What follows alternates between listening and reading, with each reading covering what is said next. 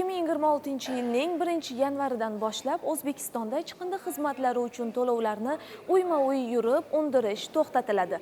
Hurmatli fuqarolar, chiqindilarni boshqarish va sirkulyar iqtisodiyotni rivojlantirish agentligi O'zbekistonda 2026-yil 1-yanvardan boshlab chiqindi xizmatlari uchun to'lovlar jismoniy va yuridik shaxslar tomonidan faqatgina onlayn tarzda barcha elektron to'lov tizimlari orqali amalga oshirilishini ma'lum qiladi.